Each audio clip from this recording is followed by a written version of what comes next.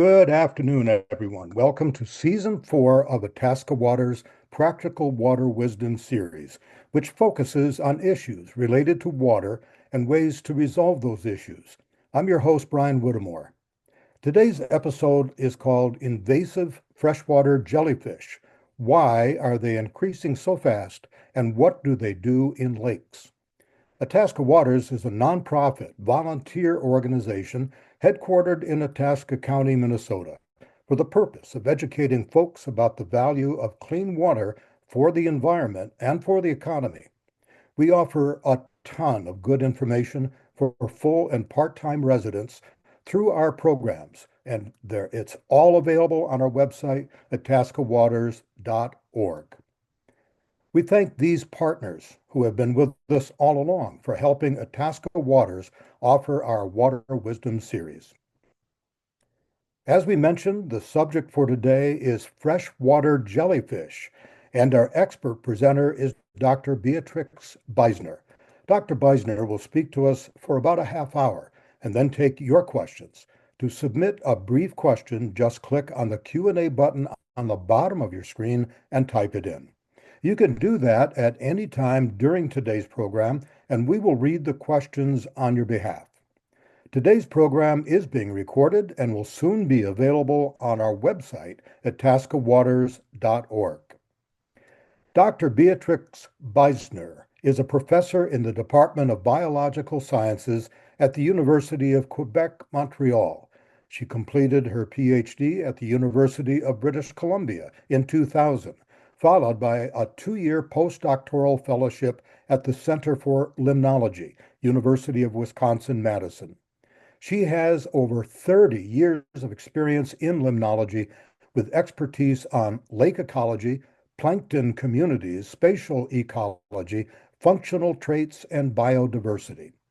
Dr. Beisner is currently editor-in-chief of the Journal of Plankton Research, and she has been co-director of the Inter-University Research Group in Limnology in Quebec since 2015. She has co-edited 3 books and has published over 130 journal articles. In 2023, she was the recipient of the Frank Rigler Award from the Society for Canadian Aquatic Sciences. And now, here's Dr. Beatrix Beisner. Right. Thank you for the introduction, Brian, and glad to see everybody online. So once again, thank you for the invitation, and it's wonderful to be here. So I'm going to talk to you about freshwater jellyfish today. The Latin name is Craspedacusta sowerbii, which is the name that you see on the screen. And ideally, I'm going to be talking about why we're hearing more about them. So why do they seem to be increasing so quickly, and what do they do in lakes? So you can move down. So I'm going to start with my freshwater jellyfish story. I'm going to try to give you a bit of a story today, personal story. So on the screen, you can see a bunch of things. The first thing I want you to look at is the little map on the right-hand side there. And what you see is what we call the bathymetry of a lake. So this is like the opposite of looking at mountains. You're looking at the depth of the lakes, where it's darker, where it's deeper. And you can see there are 3 main basins in this lake that we happened to be working on since 2007. We were working on it for about 5 years. And what we did is we wanted to do a big, what we call whole lake experiment, although it was just a basin-wide experiment, where we wanted to test some ideas around climate change and how climate change with where you might see the presence of more warm water would affect the plankton food webs that we see in lakes. And so what we had was 3 basins. We had to divide the second and the third basin with a curtain. And you can see in the middle picture there, we're actually installing the curtain in the lake. So it's this great big long piece of tarp that gets there and allows you to separate the waters. But and then where the yellow dot is on the map is what is shown in the picture on the very left-hand upper corner, which is something called a sowerbii. And it's an instrument that people were selling to deal with cyanobacteria blooms. I'm not going to get into whether that worked or not. But in what we did is we had access to one of those. We installed it in that third basin, B3, and it allowed us to increase the volume of warmer water in the lake, because what it does is it's sort of, see, it's a big long tube. There's a person standing next to it for scale. And what it does is it would suck water up from near the bottom of the lake very gently, bring it to the surface, and allow that water to heat up. So it basically led to an increased amount of warm water. And because we had this curtain in place, actually the basin 2, which is the middle basin, also warmed up just through heat transfer through that curtain. So if we go to the next slide, here you can see what we call temperature profiles. So along the bottom axis, you can see the day of year. So this is time, okay? In each of the little plots, there's time on the bottom. And then along the vertical axis is depth. So the surface of the lake is at the very top, if you can imagine that. And we're looking at how the temperature variation is changing over time. And so what you can see in every single case that looks like a U-shaped, that's the volume of warmer water. That's darker red when it's warmer. So you can see the scale for temperature at the very bottom. So what we saw, we were monitoring this lake for several years. And 2009 was a pretty typical year. And you can see there's a little blurb there of warm water sort of in the late summer, because this goes from May through to the end of September. And you can see that in 2010, that area of warm water, that area of red that we're seeing on the plot is much larger. And it's also more intense in the different basins. And so this is because this was a much warmer year. It was a La Nina year, and as a result, the waters warmed more. So 2010 was an especially warm year, and the water temperature got up to 28 degrees Celsius, which is about 83 degrees Fahrenheit in that lake. And so you can imagine, probably most people in Minnesota are very familiar with lakes, north temperate lakes, and you know that's pretty warm for water conditions. So we were monitoring this lake weekly. We were going up there every week. And then one week, my students came back with the following. You can go to the next slide.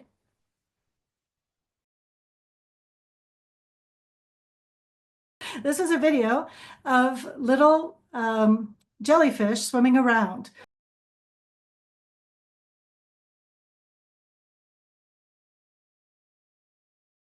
So this video shows, you can see little sort of almost transparent, well, quite transparent circles lying on the bottom of this little jar, and one at the top. So those are little tiny jellyfish. And the picture on the left-hand side shows you for scale what about the size that they would be. Now that's a relatively small one. They can get up to about the size of a quarter. But that just gives you an idea. And another idea for scale is this jar that you're looking at with the jellyfish in it is actually one of those urine sample jars that you get at the doctor's that you need to fill.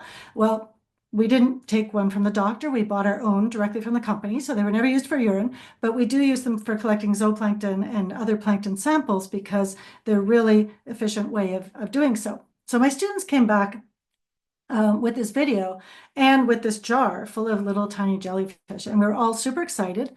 And I have to admit, that was the first time I realized that there were freshwater jellyfish. I knew that there had been other kind of related species, but I had never actually seen the jellyfish form in lakes before. So this was really exciting. So let's go on to the next slide and let's learn a bit more about these organisms. So here you can see a beautiful organism. This is actually a photo taken by a colleague of mine with another colleague who's doing the diving in a quarry not far from here in Montreal. And it was just taken this past October, I think. So just like marine jellyfish, they are cnidarians. This is the big name, the group we give to the big name of jellyfish. The most commonly observed species is this species I'm talking about, Craspedacusta sowerbii. It sometimes gets called as a common name the peach blossom jellyfish, but not everybody uses that name. It's somewhere between 1 and 2.5 centimeters in diameter. So this is what I was telling you about the coins, from about a penny to a quarter size. And they're mostly transparent. Sometimes you can see a bit of whitish on them, but overall they're quite transparent. They don't really have any color to them. And they were first described by Western science in 1880. They were found in the Royal Botanical Gardens in London in a planter that was for aquatic plants. And they were identified by this researcher or this worker at the botanical gardens named Lancaster. So he gets his name credited. He got the credit for naming the species. All right, we'll go to the next slide. So they mostly live in pond and lake habitats, and I'll show a bit later some numbers around that. They're native to China from the Yangtze River Basin, and they're extremely widespread. Of all the freshwater cnidarians, this big group, they are the most widespread. There's very few species, but this is one of them, and they now occur on all continents. They've been observed on all continents except Antarctica. They have also been observed, surprisingly, throughout the 20th century. So I'm going to talk a bit more about that in a few slides, so we can move to the next one. They use, just like other jellyfish, they use stinging cells, which we call nematocysts, to catch plankton prey. So that's their main prey. As far as we know, this species, this freshwater species, does not sting humans. It seems that their tentacles are just, or their nematocysts are just too small to penetrate to our nerves, and so we don't feel. They might be trying to sting us, but we're not feeling it. If you were a tiny little plankton in the water, you would feel it and you would be killed by it because that's how they catch their prey. So they do sting, but we just don't detect it. And they form what we call these blooms of hundreds to thousands of individuals that usually last about a week or two. And the main objective, let's call it the evolutionary objective, is of this form, this medusa, is the sexual reproduction. And I'm going to talk more about that too. All right, we'll move to the next slide. So where do they fit in the whole food web of lakes? Well, they feed mainly on zooplankton. And these are small organisms. If you're not already familiar with them, there's a picture of a few of them here. Some very typical ones, a daphnia on the left and a Cereodaphnia and a little copepod in the bottom right-hand corner. That's kind of very difficult to see. These are the kinds of things that they like to eat, especially the slower moving ones because they can catch them more easily. We call them an opportunistic predator because they're not really going to be chasing after a particular prey. They sort of swim up in the water column and then they kind of float down and catch things along the way. They're not going to be chasing a particular predator like a particular prey like a lion would. They really just take what they can get. Now, what eats them? As far as we know, not much, but one observation that has been made is that in the lab, there was a researcher who had a culture of them, and I guess he also had some crayfish in the same aquarium, and he noticed that when the jellyfish died and sort of sank to the bottom of the aquarium, the crayfish were eating them. Now, crayfish are also opportunistic predators, so they're going to eat whatever they can grab, pretty much. So it seems that maybe crayfish would eat them when they can get their claws on them. They're likely not a predator of fish eggs or fish larvae in nature. As far as we know, that has not been observed. There have been some people who have alluded to that, and mainly because there was one researcher back in the 60s, I believe, who proposed that it might be possible. But no one has actually, as far as I know, has observed it yet in nature. So it's really unclear whether they're going to have any effects on aquatic food webs because there's not much that eats them. They do eat zooplankton, so we'll talk more about what those effects might be later in the presentation. But it's unclear still what the overall effects will be in nature. All right, let's move to the next slide. This is just quickly to show you that this is on the left-hand side. Here's a table of what we call the taxonomy. So these are the names that researchers give to the organisms. So you can see that they belong to the same group as the hydrozoa, which are the hydras, which don't form medusa. They're just kind of hanging out on the bottom of lakes on plants and things like that. So they are kind of related to that group. You can see in the middle, I have a list of, there's actually been several different species now identified, but most of the observances we have are for sowerbii, or people have not been able to identify them any further.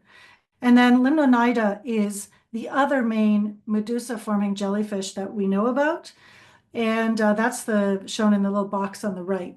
So, but it's a species that only occurs for the moment in sub-Saharan Africa. So it has not had the same success as Craspedacusta in getting to other environments. We can move to the next slide.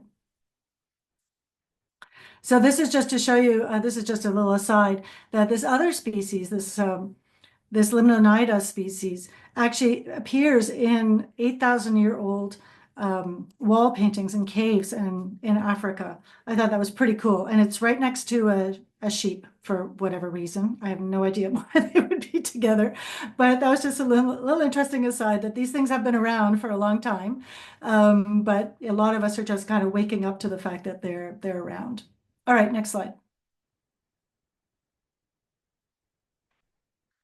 Okay, so now I want to move on to why are we hearing so much about them now? And I believe there are three main reasons, and I want to go through them all in my presentation. So the first reason is that they probably are already in lakes, but we just don't realize it. The second reason is that they're an introduced species, and like lots of other introduced species, they're getting moved around by people increasingly. And third would be that climate change is helping them. So I'm going to go through all of those ideas now, so we can move to the next slide. So you're not imagining it. If you have been hearing about them, or if you do hear about them increasingly in the next months or so, I know I've been giving a lot of presentations about them over the past year and lots of interviews, media interviews, because everyone is like, what is this? I've even heard of couples arguing because one of them said that they saw a jellyfish in the lake and the other one is calling them crazy. So you're not crazy if you've seen them. And actually reports are increasing around the world. So this is a study that I'm going to show several of their figures on the following slides. But they looked at the global distribution of this species. And you can see that the numbers of observations that we see in this figure here are increasing over time. So it's really, one of these amazing exponential increases in reporting. So we can move to the next slide. So what they also did is they looked at what kind of habitats are they being found in. And this is just a graph that shows that. So there's the number of records on the vertical axis, and on the horizontal axis, it's the habitat type. And so you can see that most of the occurrences are in lakes and ponds. And then we see other bodies of water that are very slow moving in terms of there's not a lot of current. So we have reservoirs and we have quarries. And then we have the, in light gray, you have the rivers and canals where water is more likely to be flowing through the system. And they appear not to like those ecosystems as much. We don't see the blooms, at least, in those ecosystems. Perhaps they're there, but they're not forming these medusa blooms. Next slide. So with this big data set for the whole world, they also looked at other factors like what altitude are they found at? And what you can see is that most of them are found at low altitude. So across all the continents, most of the dots are on the left-hand side of this figure. So that's where we're closer to sea level. And there's very few that are happening, above 1.5 kilometers above sea level. Now, that could be for a whole bunch of reasons. First of all, it could be that they're just not getting there because they're an invasive species, because people visit lakes and ponds at 2,000 meters on mountaintops much less often. They're also probably not going to take their boats there or other aquatic equipment where they might contaminate those lakes with this species. But it could also be that the species just doesn't like those lakes as much, that they're too cold or they're just not productive enough. There's some other reason. There's something about those lakes. Now, the third reason we could have so many observations at low altitude is just that that's where a lot of people live. And that's where people are there to observe when they bloom. So there's lots of reasons, and these are always the mysteries we have around invasive species, whether it's a real pattern or an observational bias because of the distribution of humans across landscapes as well. Okay, we can move to the next slide. So this is the worldwide distribution that they were able to map based on the data set they put together for the globe. And you can see that they're, as mentioned, they're on all the continents except Antarctica. And you can see where all the dots are. Obviously, the warmer the dots, so the more red it is, the more observations there have been. And you can see they're all over the US, they're all over Europe. They're in the southern part of Canada because that's where all the people live. And they're even in Australia, and of course, they're in Asia as well. Next slide. This is the current US distribution. I'll just point out that Maui is one of the observations that it's quite an old observation, so we don't know if it's still an active site. But you can see that it's mostly along the coasts and not in areas that are super elevated. So they're not all through the Rocky Mountains, for example. Just confirming what they observed in that other figure that I showed you. So they're all over, and probably surprisingly so, because I would not have expected that they were so widely distributed already, because we don't seem to be hearing about them all the time, but perhaps we will more in the coming years. All right, next slide. So they are probably in all, well, we know they're in all these lakes, but we don't necessarily realize it. So why not? So next slide. I believe it has to do with their life cycle. So they have two main parts of their life cycle. And I'm just showing here on the bottom part what what we call the asexual reproduction. So this is where they don't need to find a partner. They can just bud off and create a new individual. And this is where they spend most of their time, in this part of the life cycle. So they're mostly existing as polyps, which is this little bud thing you see at the top there. And polyps can either form more polyps, or they can form what's called a podocyst, which I'll come into in a second. But they have a second part of their life cycle, next slide, which is the sexual reproductive phase. So that's when we see the medusa. So the medusa is formed from a polyp and allows them to do sexual reproduction. So I'm going to go through these stages now. Next slide. So this is where they are as polyps, and this is how they spend most of their time. So these are tiny. These are less than 2 millimeters. So we're talking less than 1/4 of an inch in size. So they're hard to see, and especially they're sitting on the bottom of lakes. So you have to go looking pretty hard to find them. So just like the medusa, they have these nematocysts, these stinging cells that they use to catch prey that might be passing by, and they have a little mouth at the top end. So they can catch the zooplankton prey just like the medusa can, except that they're confined to a small layer at the bottom of the lake. They generally are attached to rocks and plants and other hard surfaces. As we saw, they prefer calm water, going to be found mostly in lakes and ponds, and they form these colonies of about 2 to 4 polyps. And then every once in a while, when the conditions are right, they will bud, as you can see in the top part of the figure, where I have budding medusa pointed out, and this will form a medusa. But they can also, if we go to the next slide, form what we call a dormant stage. And this is where, when the conditions deteriorate, so for example, in the fall, as things get colder and there's less food around and less sunlight, they will go dormant. And so they will create this, what's called a podocyst. And these are kind of basically a resistant stage. It's a polyp that has contracted and has grown a protective layer. And these can persist for a long period of time. They're kind of like seeds for an animal, and they have been documented to exist for up to 40 years. Perhaps they could exist even longer. We know for a lot of zooplankton they can exist for up to 300 years. So it's possible that they can exist longer. Now, this kind of stage, we know from zooplankton that have been well studied, that this allows them to travel large distances and very easily without even the carrier knowing that they're carrying these things. So they're very small, but great travelers. All right, next slide. And then when the conditions are right, these polyps will bud and produce a medusa. Now, the conditions that seem to be right that we've found so far is they need plenty of food and they need especially warm water. So something above 25, 26 degrees Celsius is going to allow them to form medusa. So in Fahrenheit, that's almost 79 degrees Celsius. Fahrenheit, sorry. So this allows them to suddenly appear. It's appearingly out of nowhere because you may not realize you have polyps in your lake. I mean, who's looking for the polyps, right? And suddenly you'll see these blooms. And this is what it would look like in the photo if you looked over the side of your boat or over the side of your dock, for example, in the middle of a bloom. So this is the sexual reproductive phase. These are important in species like this that are clonal otherwise, because it allows them to mix up their genes and get rid of deleterious mutations and things like that.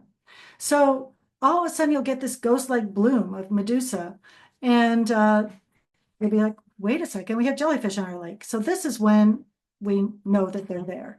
And so that's why I say they're already in many of our lakes, But for many of our lakes, we don't even realize it until the bloom forms. But we need the right water conditions for that to happen. All right, next slide. So we'll talk now about the fact that they're introduced species and they're moving around with us. So next slide. As I mentioned, the first observation was actually on imported plants. So we know that plants are a vector. Plants are a way that they can get moved around. They probably came in on water hyacinths that were imported from China to the Royal Botanical Gardens. And they probably came as polyps or podocytes that were attached to the plants. So it's highly likely that the aquarium industry would be a modern day vector. If people are moving plants around, aquarium plants, they could be moving the jellyfish around as well. And if you or somebody is dumping aquarium plants into natural ecosystems, that's a very easy way for them to get in. Now, this also makes you wonder whether it makes it highly likely that recreational boating or fishing gear would also be a likely way for them to get moved around, because obviously if you leave your equipment in one lake for a while, it could be colonized by the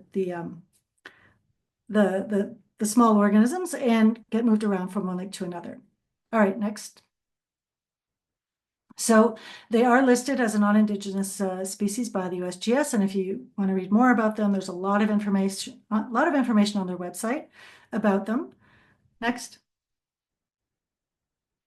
And there's interesting information the Smithsonian has put together actually on the first sightings of the jellyfish. So they surprisingly have been around for a long time and have been observed by North Americans for a long time. So on the east coast of the US, they were observed around the same time that Lancaster was identifying them at the Royal Botanical Gardens. So they've been there since the 1880s. Now, on the West Coast, it was more around the 1930s that people were starting to see them in Oregon and California. And also around the same time in the 30s, people were observing them in the Great Lakes. So they were reported in Lake Erie and also in Georgian Bay, which is in Lake Huron up in Canada. So they've been around for quite a while. Next.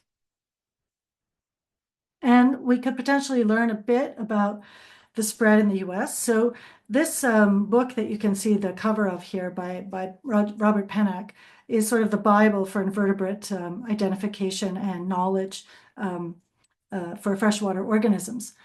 And Robert Pennock noted that new reservoirs and ponds seem to have a lot of medusa blooms. Now, this could be because they were relatively shallow, so they were probably warmer than other places, than deeper lakes, for example. So we were seeing the medusas in those cases.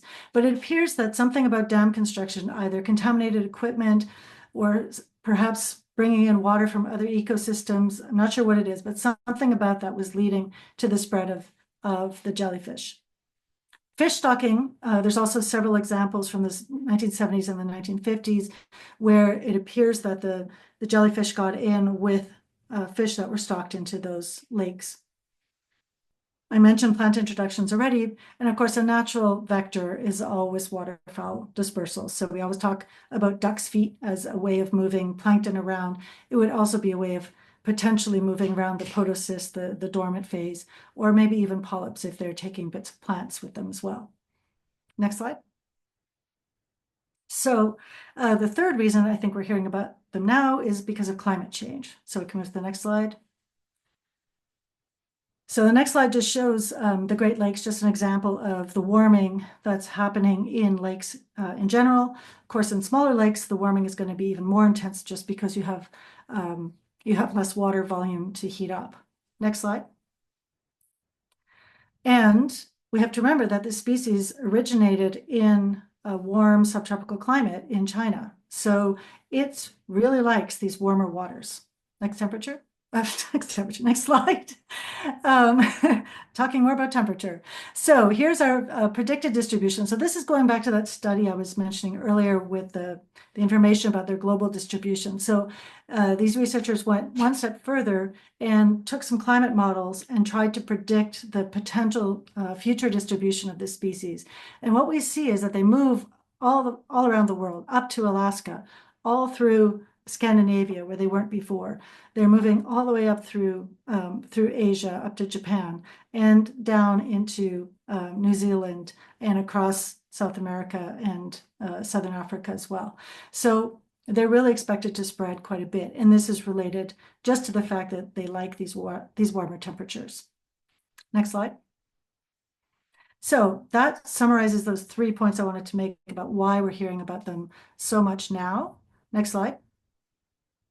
So how do they affect freshwater ecosystems? Well, I'll just preface all this with saying we have a lot to learn about them still, because the main issue is it's hard to predict when the blooms are going to happen. So if we're not there collecting data before the bloom and after the bloom, because we don't know when the bloom is going to happen, it's hard to find out what all the triggers are for that bloom, because you have to be there all the time and you have to be in the right lake. And obviously there are a lot of lakes to study, and you can't be sure that you're at the right lake at the right time. So that's part of the reason why we still have limited information. But there are some lab studies that show that medusa can consume up to 16 times more plankton than the polyps. So it suggests that this medusa, when it forms, is actually quite important. But the evidence to date actually suggests that there's very little impact in the long term on the zooplankton, probably for 3 reasons. The blooms are short, only a week or two. They tend to happen when water is warm. Well, warmer water also favors high reproductive rates in their prey, in the zooplankton. So they can probably recover much more quickly at these times.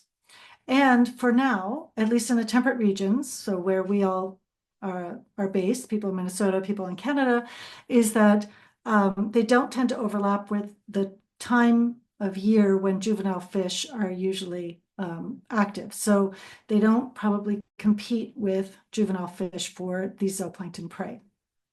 But that raises the question of, with climate change, as all these different organisms get their timing moved around because of climate change and things happening earlier, makes me wonder whether species interactions might be more affected as the climate warms and things get moved around. So perhaps they will compete more with fish in the future. But that's a big, maybe a big open question. Next slide.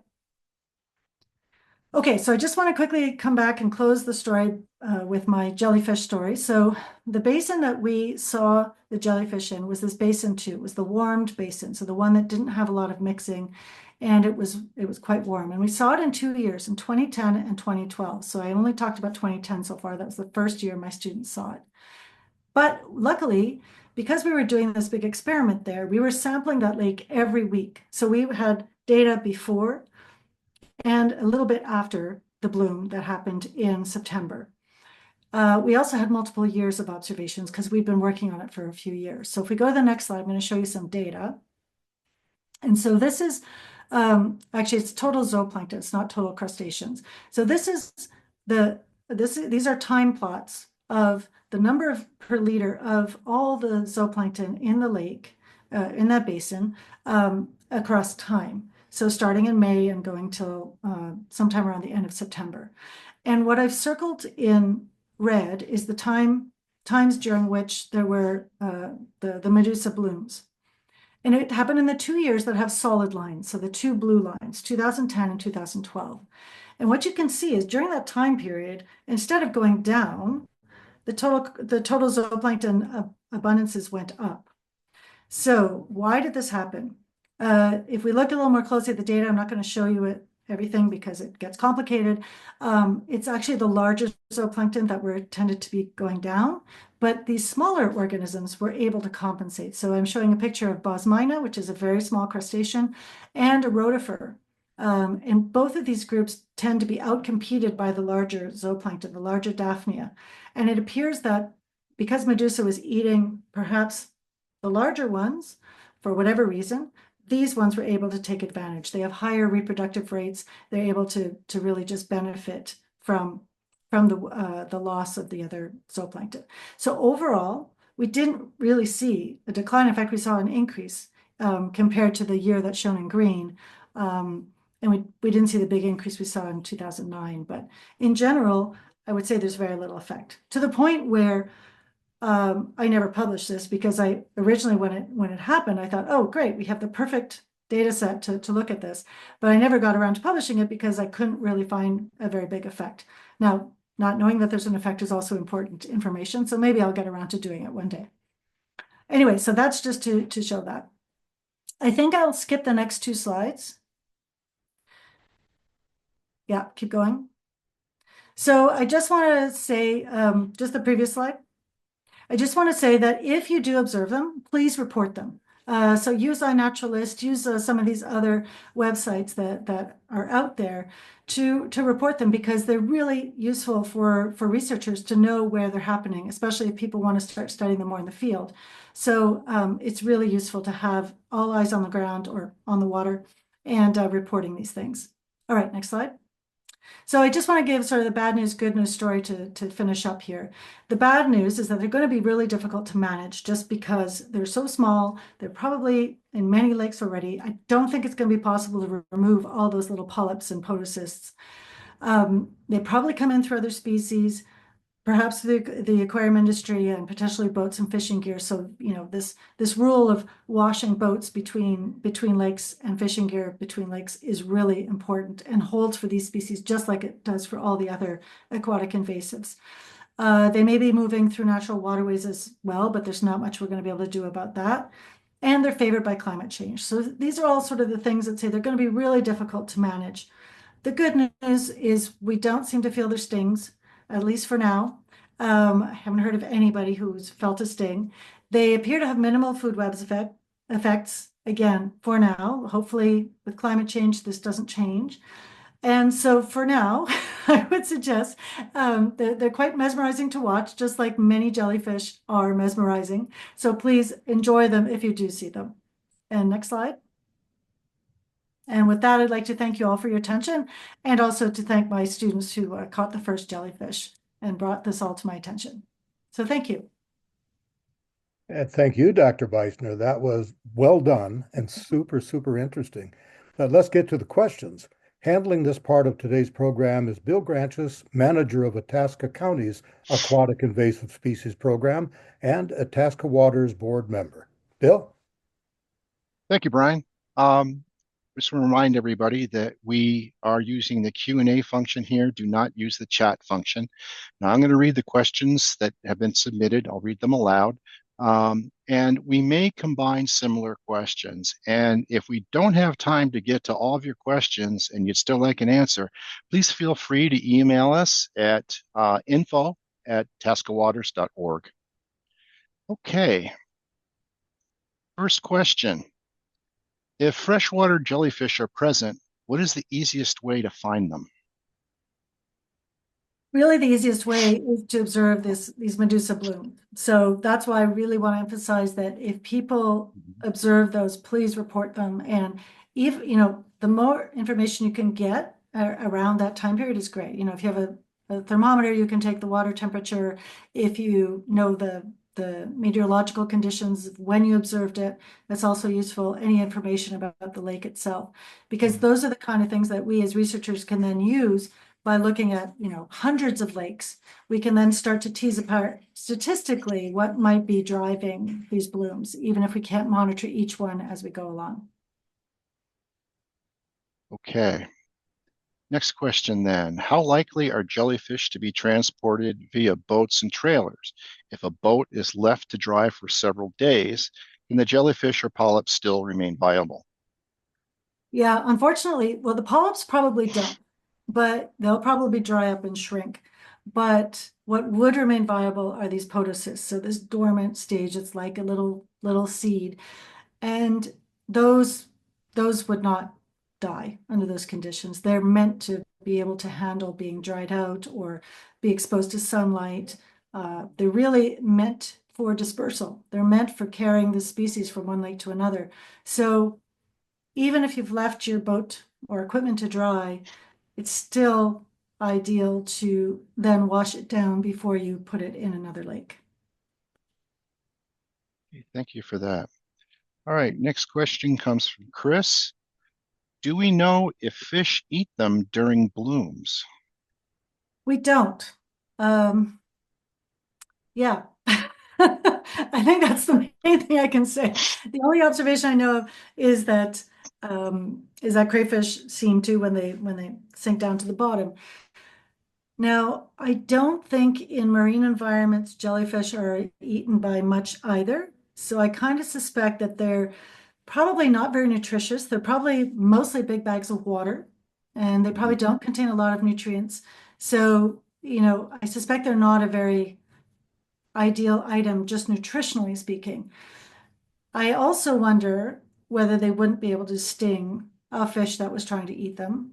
Now, again, I don't know if in the case of the freshwater jellyfish, if the sting would be felt by the fish or not, but presumably that might play a role too. And also, I just don't know how good they would taste. I've tried marine jellyfish in a Mm. in a restaurant before, and I did not enjoy it very much. It was not very tasty. So, Yeah. if we can carry over, our taste buds to fish taste buds, it seems that they're probably not very favored. I think I'll pass on that at McDonald's. I Yeah, don't know. exactly. Okay. Next question comes from Rich. Hi, Rich. Uh, do the Medusa stage do diurnal migrations? That's another very good question. I don't know that either. Um, I would guess that they probably don't, but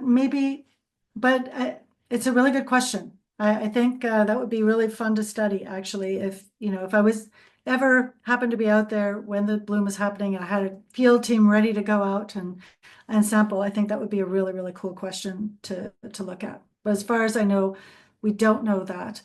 And it's possible, maybe that's how in the lake where we collected data, maybe that's how they were able to catch more of the bigger zooplankton, which do the vertical migration. So sort of select for some of the bigger species of prey. Yeah, it's a good question. For the students listening, sounds like there's lots of opportunity for future research here too. For sure. Uh, Tom wants to know, have there been any observed in Itasca County?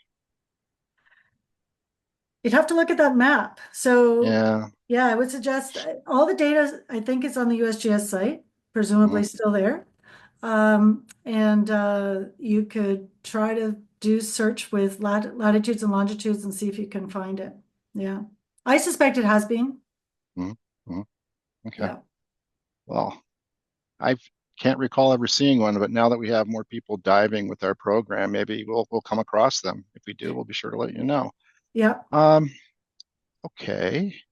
Next But this, question. can I Oh, go just add ahead. one more thing to that? Sure. I didn't present that part because I was worried about going over time, but we did a study here. So back when my interest was piqued in it back in around 2015, we did actually go to those databases of people recording where they had seen blooms, and it was just actually put together by the community. There was some guy, I can't remember his name. His name was on the name of his website, like Joe's Jellyfish site or something. What was what it was called? It wasn't actually an official government site, but people were recording where they had seen them. And so because we have access to a lot of data about lakes in our area, we were able to match that up with data about the lakes.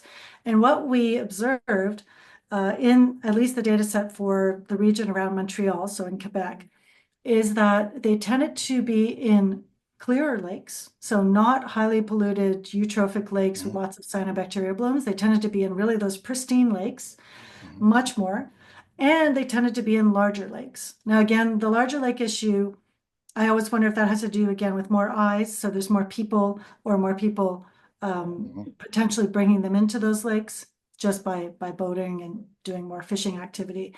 But that's what we observed. So they seem to really like the large, really nice, beautiful, clean lakes.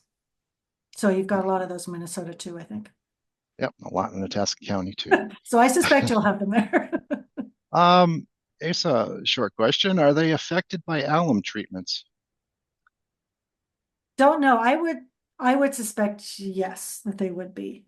Mhm. Um, but my feeling is that there's not a lot known about the alum treatments on the animal life in the plankton anyway. So Mhm. my suspicion is they probably are not going to be uh, They will be negatively affected by all Okay. treatments, but I don't have data on that. I'll just emphasize that.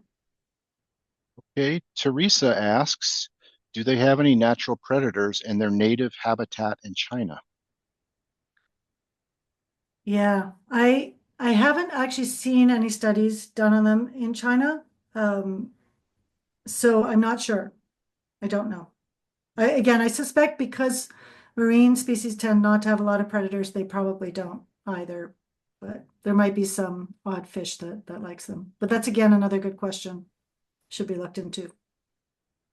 Okay. I think this next question, you touched on some of this, but Jane asks, what is a potential disruption in our ecosystems? She's thinking that they destroy the balance of zooplankton that might mess up the food chain. Has there been a problem caused by them in the area where they are native in China? Yeah, again, I doubt it. I think that because they're so short term in the medusa form, that since they spend, most of their time, 98% of their time Sure. as polyps, they're probably having quite a small effect. It's very, and if Mhm. it's an effect, it's very short term. Yeah. Okay. Here's a question from Amanda. Oh, hi, Amanda. Um, do Medusa sting fish or other aquatic vertebrates? Well, I would expect that they would. I mean, perhaps not on purpose, but as anyone who's ever swum in a place where there's a jellyfish, one just has to go by you and its tentacle has to touch you and you're stung. So I expect that same thing is happening. I doubt that they're, targeting fish. So, but again, I think the question of whether a fish that's trying to eat one is going to get turned off by Mhm. potentially being stung in the mouth, uh, that's probably a good way for it to avoid being eaten by fish. Okay, very good. Jack asks, do we have a standardized method for measuring your concentration of organisms, different depths and sampling at different areas of the lake? Is variability in measurements a concern? Yeah, that's actually a really good question. It's something I didn't touch on. So just like a lot of other jellyfish, they get moved around by water currents. So obviously we know that they don't like to be in, river or streams that probably have a high discharge. But in lakes, we know that, sometimes if you've had wind that's pushing in one direction for a long time, they're going to get all bunched up against one shore, against the lee shore. So, yeah, that definitely happens with them. And Hmm. you can see, so in the lake we were studying, they tended to be in this one basin and then they kind of got shoved up all against one shore after a few days because of the wind. So they get moved around and they can form these highly aggregated groups. Now that makes it harder to measure them as a researcher for sure, because where do you sample? Hmm. So you probably, yes, you could go into where the super dense cluster is, but then you're biased. So then, Hmm. presumably you need to take some samples around the lake and we just caught them we weren't doing any quantitative sampling when we Sure. were catching the jellyfish. We just put a jar in and collected some. But I expect they would probably be damaged by a plankton net, which is what we would usually use at different depths. So you would need something more like a box sampler or a bottle sampler that would allow you to collect the water whole. Um, so that's how you can collect at different depths. So you can have these bottle samplers um, that are open until you get to a certain depth, and then you send down a weight Hmm. that closes the doors of the Sure. bottle, and then you can bring it up and get Yeah. your Hmm. sample. Yeah. Hmm. Familiar with that. We are getting a ton of questions here. This is really, really great.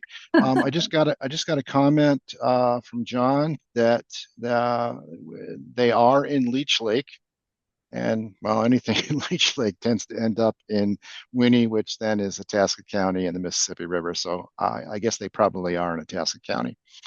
Okay. Yeah. Amanda asks, I think you touched on this, and I wrote down a number that is just too unbelievable, but how long does the Medusa life stage last? Yeah. So it's about 7 to 14 days. Oh, okay. But at least that's how long we see the blooms for. Now, Okay. does every individual live 7 to 14 days? I'm not sure because, you know, after they've had their coupling and I don't know how long it takes them for the female to then lay its eggs or release it's not eggs, release the small larvae. Um, Mhm. so yeah, but the blooms tend to last about that period of time. So I suspect the individuals are living about 7 to 10 to 14 days. Very good. Here's another comment coming in from St. Louis County that they've been detected in Dodo Lake north of Duluth. Um, oh, cool question. Sorry. Um, do they exhibit bioluminescence? No, that's another, Oh, that's a really cool evolutionary question because as far as we know, there's no freshwater species that are bioluminescent. At least not, so if you take the homologue of the marine ones that do bioluminescence, it seems that in the freshwater forms, they don't. Maybe there's some other group that I don't know about, but dinoflagellates, for example, which is this group of phytoplankton that are the typical ones that do bioluminescence in marine environments, we have very similar species in freshwaters and they don't do it. And mm, it would be so cool if they did. Imagine we could, be sitting out on the lake at night and run your hand through it. It would be amazing. You don't have to worry about sharks coming and biting your hand either. So yeah, it's no, they don't. And they don't okay. have color either. So some of the marine species do, will have some coloring on Yeah, in the medusa form, but the freshwater ones don't. that would be neat. Yeah. Why are they considered invasive if they don't seem to be affecting the food web? Yeah, so that's there's a lot of discussion about terminology about invasive Hmm. and exotic and non-indigenous. What's the proper word? And so I'm using invasive just because that's what the USGS is calling them. I would tend to call them non-indigenous, but Hmm. invasive just doesn't mean that they're causing necessarily a negative effect on the ecosystem. It just means that they are invaders, so they can spread really easily. And I think that definitely characterizes this species. It's a species that spreads super easily. It's going to be really hard to remove once they're there. And so it is invasive, but it's also non-indigenous and also non-endemic and exotic and all these different names that we Yeah, can get. yeah. They're not from here. That checks a lot of my boxes for invasive species. So, Yeah, um, Naomi asks, is eDNA a potential method for broad scale detection? good question. Yeah, I mean the polyps are so tiny that I I'm not sure how much eDNA they'd be giving off. So if you're trying to detect the species when it's only in its polyp form, not sure how much success you would have in taking open water samples, just because they tend to be, first of all, around the edges of the lake, on the plants and kind of stuffed in there, and not in the open water. Hmm. And because they're so small, they're probably not giving off a lot of DNA, compared to a fish, for example, which is going to be sloughing off many more cells. In the Medusa form, they probably do give off more DNA. Now, how long that DNA, obviously you're not going to need to take an eDNA sample if you can see the Medusa are there. But how long does that eDNA of the Medusa last in the lake after a bloom would need to be tested. Another great student project. Find a bloom, follow the eDNA decay signal over time. That would be a great master's project. There are so many great questions here. I know we're not going to have time to get to all of them, but we have time for another one or two. Um, since this is interesting, since we have zebra mussels in Lake Picagama, can jellyfish and zebra mussels live together? Yeah, Hmm, in fact, the polyps just need a hard surface, so maybe they even grow on the mussels. interesting. Yeah, the Okay, veligers yeah, might. So the veligers are the planktonic form of the yeah. zebra mussels. When Mhm, I'm not sure what time of year they're swimming in the water, but they would be potential prey for the jellyfish if they're medusa. mhm. But Well, that's driven yeah, by temperature, but yeah, yeah. yeah. But I think the polyps would potentially even be advantaged by having mussels there because it just gives them more hard surfaces to grow on. Okay, we have time for one last question. This comes from Matt. Why do you believe they are only found in B2 compared to the other basins in your lake study? Oh, just because we didn't see them, because we were sampling in all the basins every week, and you have to drive out to their site. It's kind of in the middle, and so we just weren't seeing them in the other basin. I see. Okay, that's all the time we have for you. If we did not get to your question and you'd still like to get an answer, please send it via email to info@itascawaters.org. Brian, I'm turning it back over to you. All right. Thanks, Bill. Great job. And thank you, Dr. Beisner. This Thank you. program will be available soon on our website at itascawaters.org. Please feel free to recommend it to family, friends, and neighbors. Also, we're asking for your ideas about the Water Wisdom series. You can use the survey link on screen or respond to the evaluation form that we'll email you. The next program will be on March 6th and feature a pair of experts talking to us about lakeshore development, natural shoreline assessment, monitoring, and outreach. You can register for free on itascawaters.org. I'm Brian Whittemore, and thank you for watching today.